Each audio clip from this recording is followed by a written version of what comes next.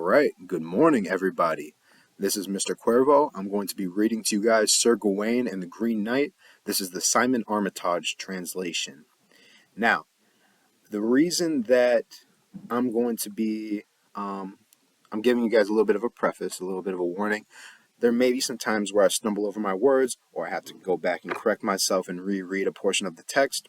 And the reason that is because I'm too lazy to do multiple takes of this and edit anything together. So I'd rather get this in one cohesive take. Now, if you are not in my class, thank you for listening to this video. Hopefully it can help you in whatever class you're in, or if you're just listening for the pure enjoyment of it, great. Tell your friends about it, tell them to listen. Maybe I can start making some money off of this video. If you are in my class, Vanessa, make sure your head is off the table and that you're sitting up straight.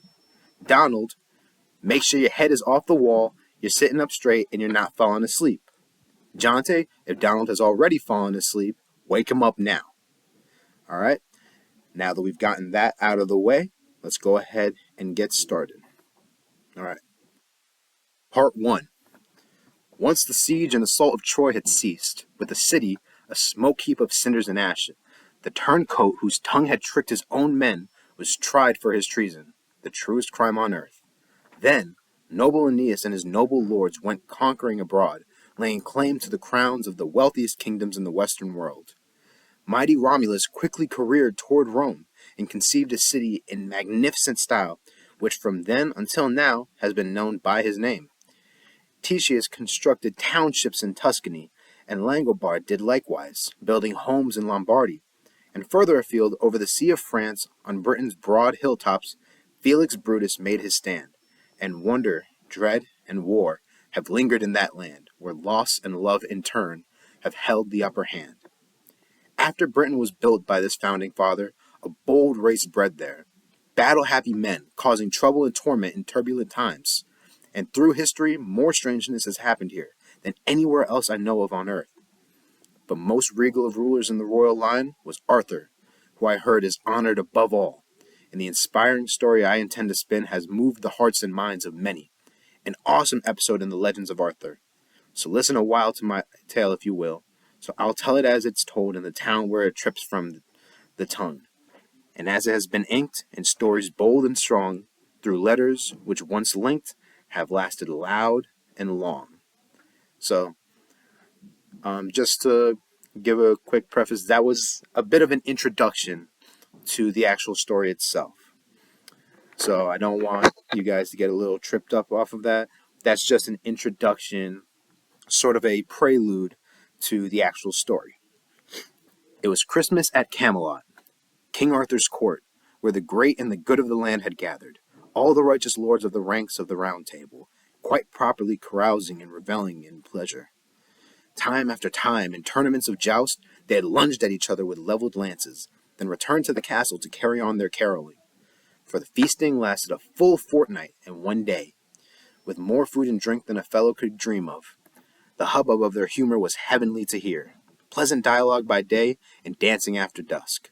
So the house and its hall were lit with happiness, and lords and ladies were luminous with joy. Such a coming together of the gracious and the glad, the most chivalrous and courteous knights known in Christendom, the most wonderful woman to have walked in this world, the handsomest king to be crowned at court, fine folk with their futures before them. There in that hall, their highly honored king was happiest of all.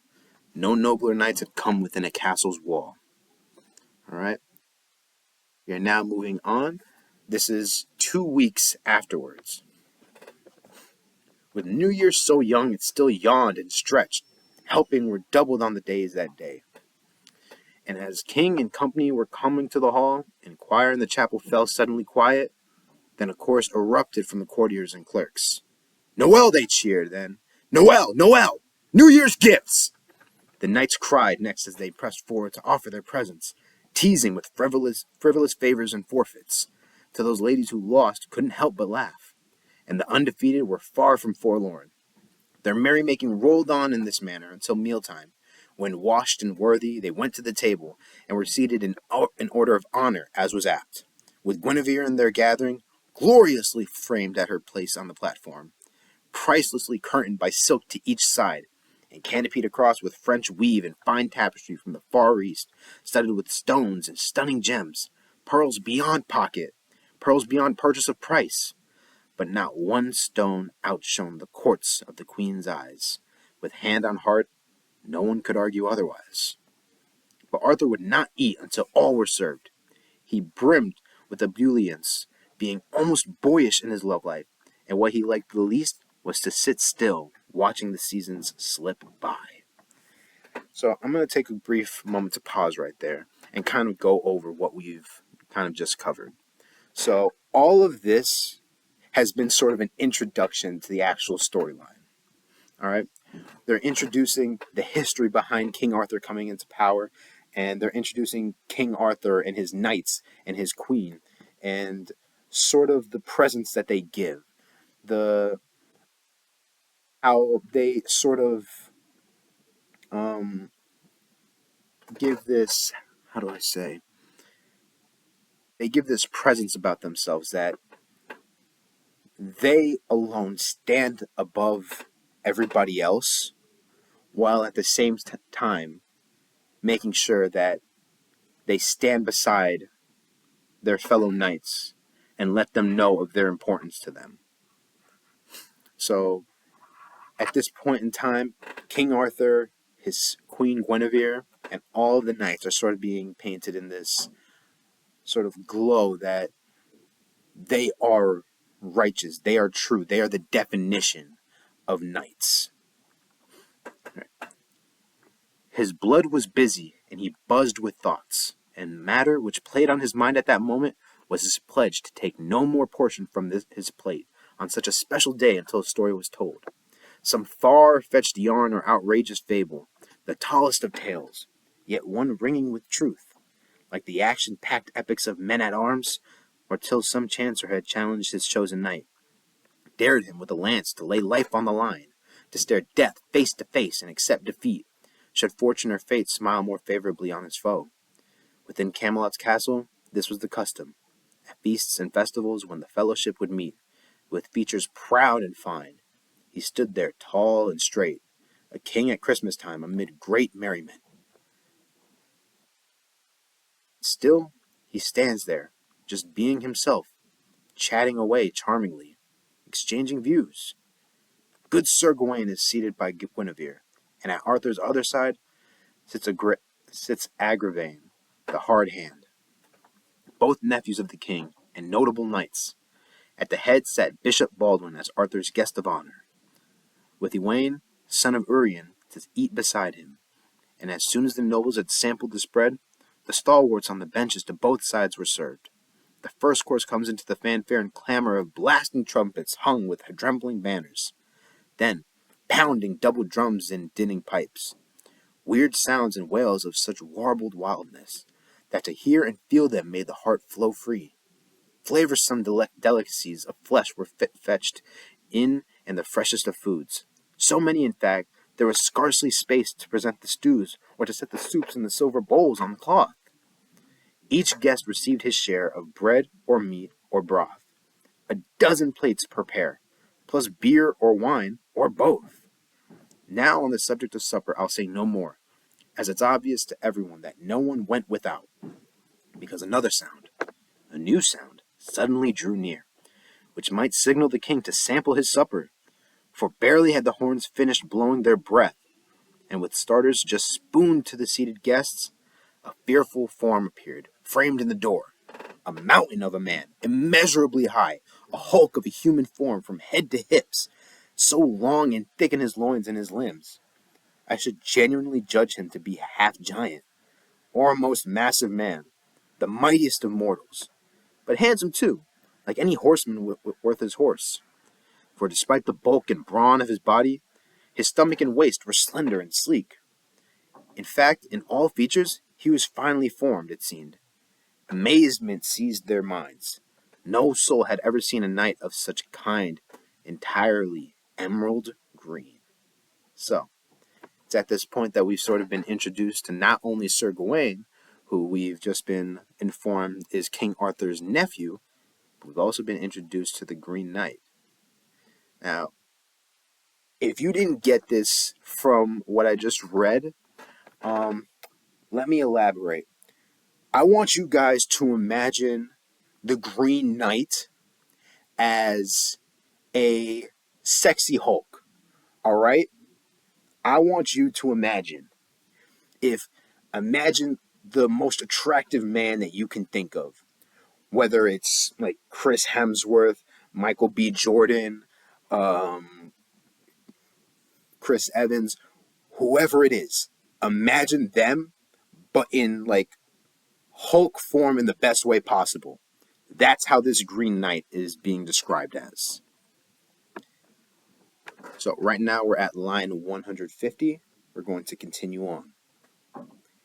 And his gear and garments were green as well, a tight-fitting tunic tailored to his torso, and a cloak to cover him, the cloth fully lined with smoothly shorn fur clearly showing, and faced with all-white ermine, as was the hood. Worn shawled on his shoulders, shucked from his head. On his lower limbs his leggings were also green, wrapped closely round his calves, and his sparkling spurs were green gold, strapped with stripy silk, and were set on his stockings, for this stranger was shoeless. In all vestments he revealed himself, veritably verdant, from his belt hooks and buckles to the baubles and gems, arrayed so richly around his costume, and adorning the saddle, stitched onto silk. All the details of his dress are difficult to describe, embroidered as it was with butterflies and birds, green beads emblazoned on the background of gold.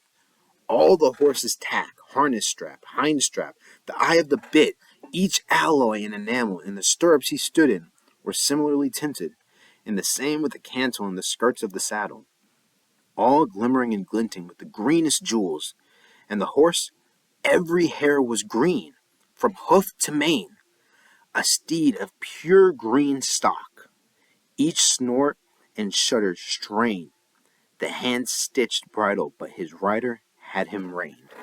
So, just to explain how green this guy truly is, not only is he himself green, like the Green Knight, not only is everything that he's wearing green, but to add to it, his horse is also green. So, now we're going to continue. The fellow in green was in fine fettle. The hair of his head was as green as his horse, fine flowing locks, which fanned across his back, plus a bushy green beard growing down to his breast, and his fair face hair, along with the hair of his head, was lopped in a line at elbow length, so half of his arms were gowned in green growth, crimped at the collar like a king's cape. The mane of his mount was groomed to match, combed and knotted into curlicues, then tinselled with gold, tied and twisted, green over gold, green over gold. The fetlocks were finished in the same fashion, with bright green ribbon braided with beads, as was the tail, to its tippity-tip, and a long tied thong lacing it tied was strung with gold bells, which resound and shone. No walking man had witnessed such a warrior of weird war horse, otherworldly, yet flesh and bone. A look of lightning flashed from somewhere in his soul. The force of that man's fist would be a thunderbolt. Yet he wore no helmet and no hauberk either. No armored apparel or plate was apparent, and he swung no sword, nor sported any shield, but held in one hand a sprig of holly, of all the evergreens, the greenest ever. So, the entire time that I've been reading about those Green Knights,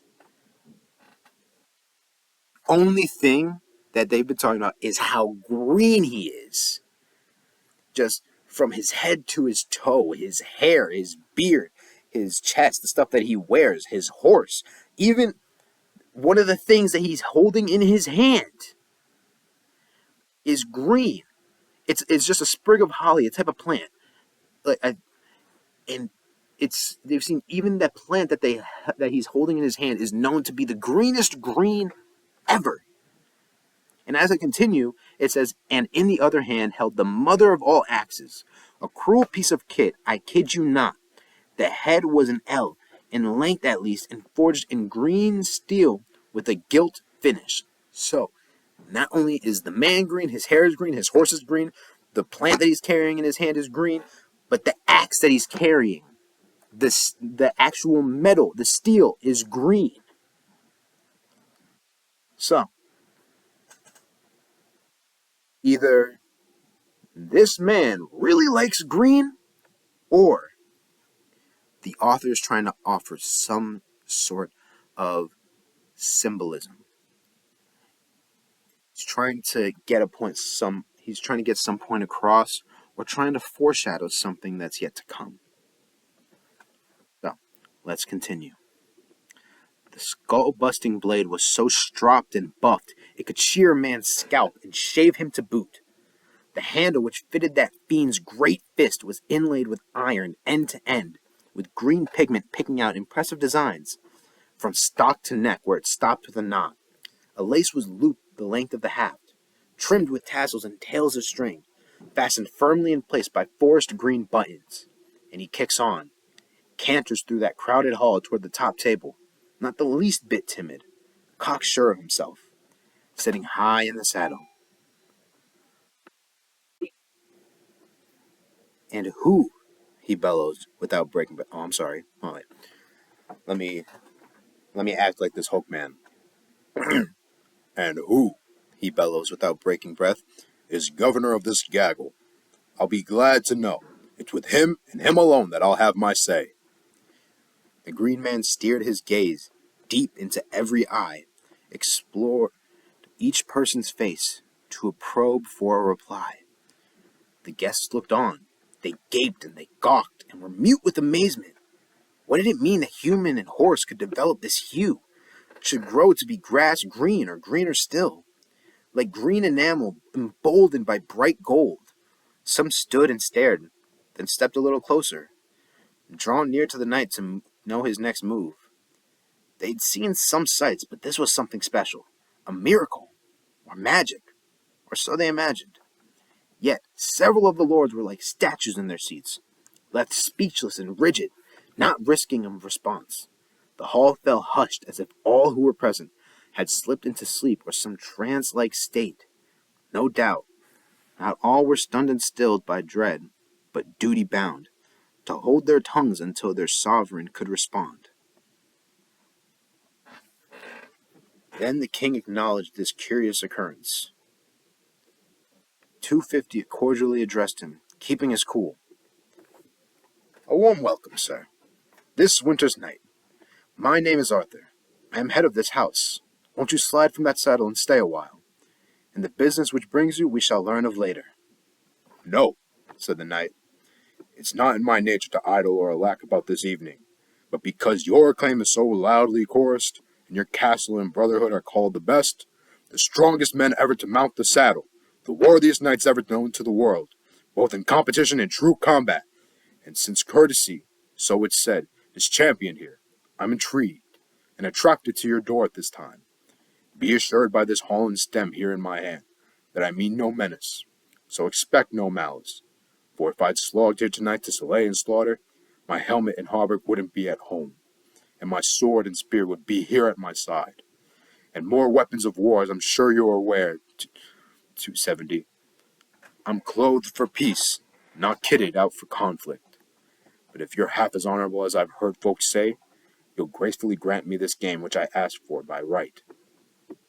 Then Arthur answered, Knight most courteous, you claim a fair, unarmored fight? We'll see you have the same.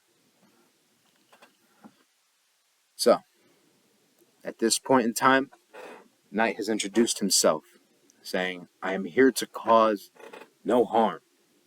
I have come here because of the good word that has been put out about King Arthur and his amazing Knights of the Round Table, how they have stuck to the chivalric code so well, how honorable they are.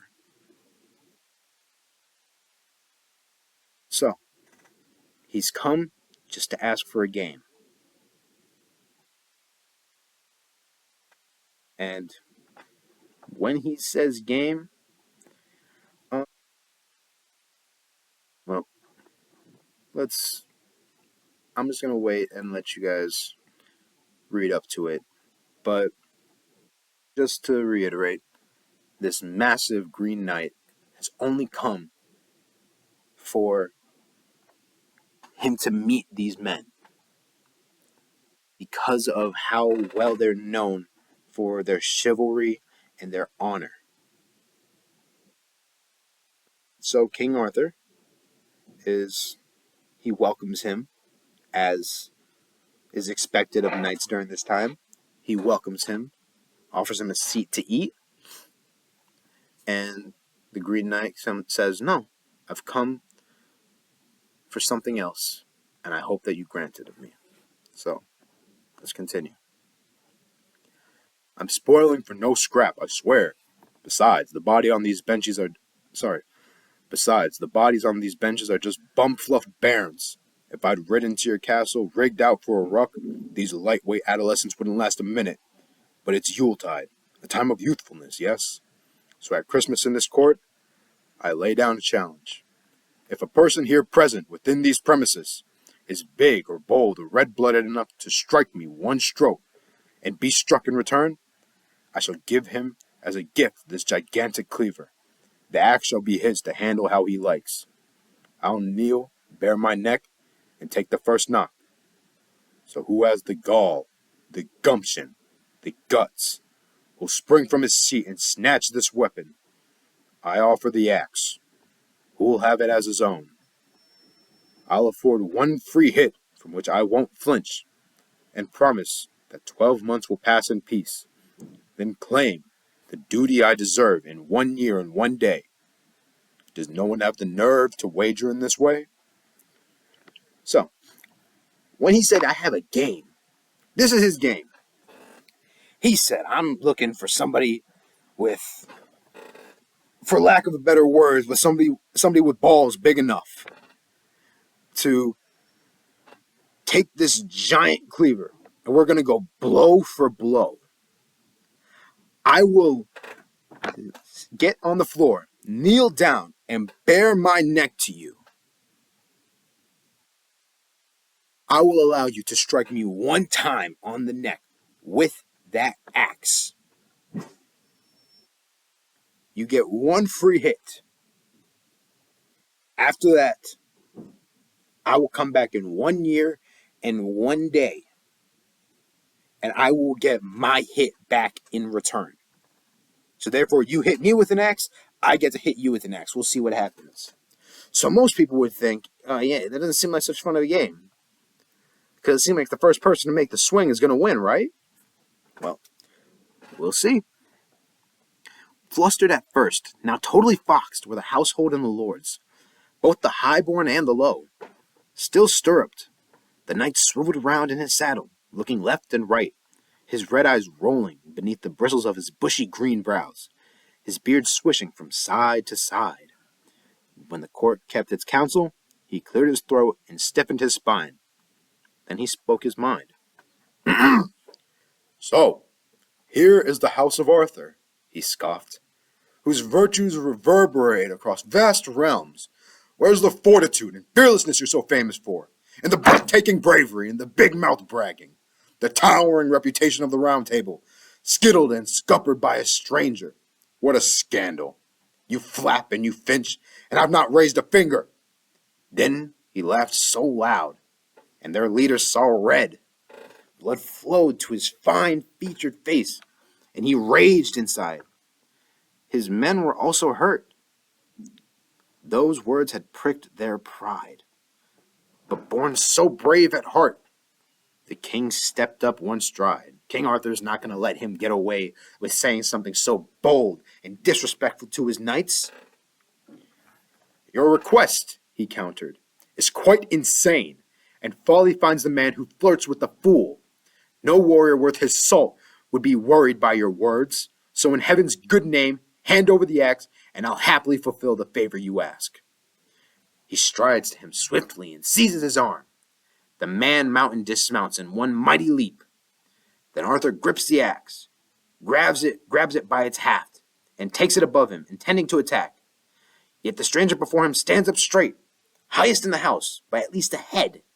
Quite simply he stands there stroking his beard, fiddling with his coat, his face without fear about to be bludgeoned, but no more bothered than a guest at the table being given a goblet of wine. By Guinevere, Gawain now to his king inclines and says, I stake my claim. This moment must be mine. So, we've finally been introduced to Sir Gawain.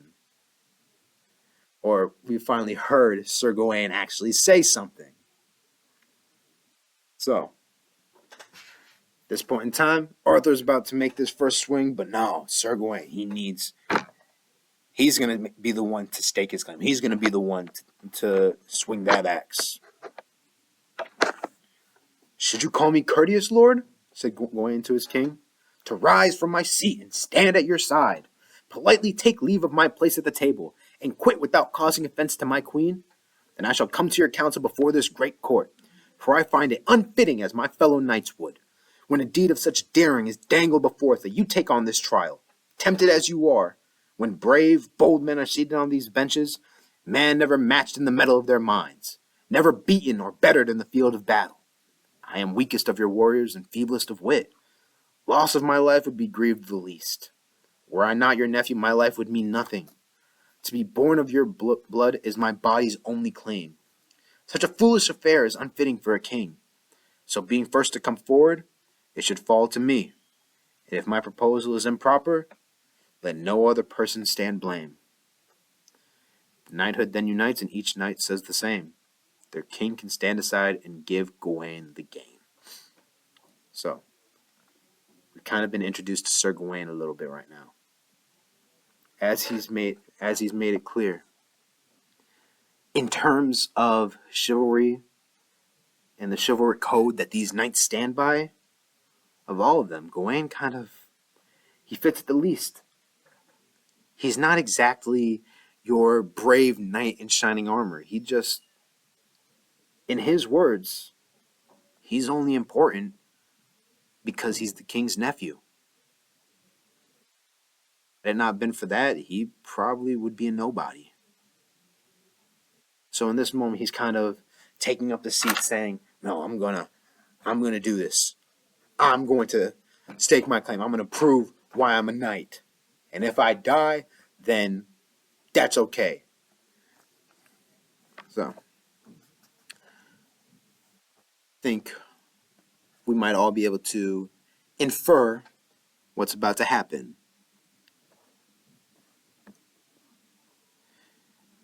So, the sovereign instructed his knight to stand. Getting to his feet, he moved graciously forward and knelt before Arthur, taking hold of the axe. Letting go of it, Arthur then held up his hand to give young Gawain the blessing of God, and hope he finds firmness in heart and fist. Take care, young cousin. To catch him cleanly, use full-blooded force. Then you needn't fear the blow which he threatens to trade in return. Gawain with the weapon walked toward the warrior, and they stand face to face, not one man afraid. Then the Green Knight spoke, growled at Gawain. Before we compete, repeat what we've promised, and start by saying your name to me, sir, and tell me the truth, so I can take it on trust. In good faith, it's Gawain, said the God-fearing knight. I heave this axe, and whatever happens after, in 12 months' time I'll be struck in return, with any weapon you wish, and by you, and you alone. The other answers says, Well, by my living bones, I welcome you, Gawain, to bring the blade head home. Gawain, said the Green Knight, by God, I'm glad the favor I've called for will fall from your fist. You've perfectly repeated the promise we've made, and the terms of the contest are crystal clear. Except for one thing, you must solemnly swear that you'll seek me yourself, that you'll search me out to the ends of the earth to earn the same blow as you'll dole out today in this decorous hall. But where will you be? Where's your abode? You're a man of mystery, as God is my maker. Which court do you come from, and what are you called? There is knowledge I need, including your name. Then by wit I'll work out the way to your door, and keep to our contract. So cross my heart. But enough at New Year. It needs nothing more, said the war man in green to worthy Gawain. I could tell you the truth once you've taken the blow. If you smite me smartly, I could spell out the facts of my house and home in my name. If it helps, then you'll pay me a visit and vouch for our pact. Or, if I keep quiet, you might cope much better, loafing and lounging here, looking no further. But you stall. Now grasp that gruesome axe and show your striking style, he answered. Since you ask, and touched the tempered steel. In the standing position he prepared to be struck, bent forward, revealing a flash of green flesh as he heaped his hair to the crown of his head, the nape of his neck now naked and ready. Gawain grips the axe and heaves it heavenwards, plants his left foot firmly on the floor in front, then swings it swiftly towards the bare skin. The cleanness of the strike cleaved the spinal cord and parted the fat and the flesh so far that bright steel blade took a bite from the floor. The handsome head tumbles onto the earth, and the king's men kick it as it clatters past. Blood gutters brightly against his green gown, yet the man doesn't shudder or stagger or sink, but trudges toward them on those tree-trunk legs, and rummages around, reaches at their feet, and cops hold of his head, and hoists it high, and strides to his steed, snatches the bridle, steps into the stirrup, and swings into the saddle, still gripping his head by a handful of hair. Then he settles himself in his seat with the ease of a man unmarked, never mind being minus his head. And then he wheeled about, his bloody neck still bled. His point was proved. The court was deadened now with dread. So, Sir Gawain took up the axe, swung it at his neck, chopped it clean off, beautiful, right through the nape of his neck. And what does the Green Knight do? As his head rolls across the floor, he gets up, picks up the head by his hair, and swings on to his horse.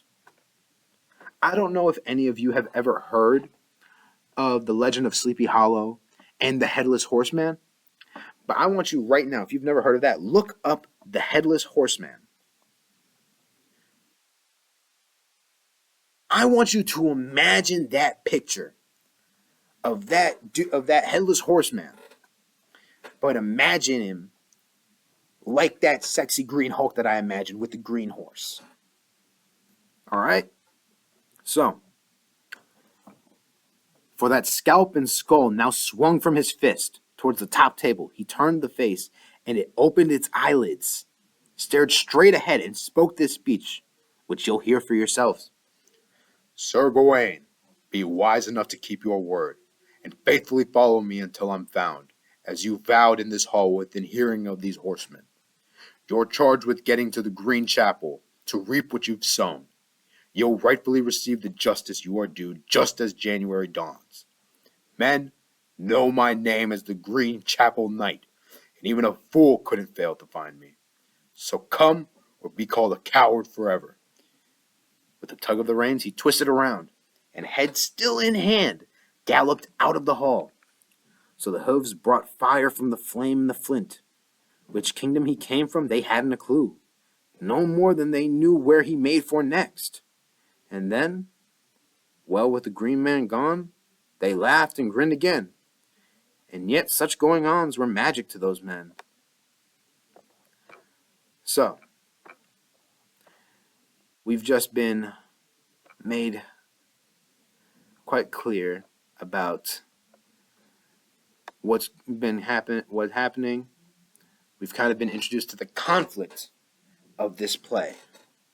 And ends part 1 of Sir Gawain and the Green Knight. All right. So I'm going to end this video here.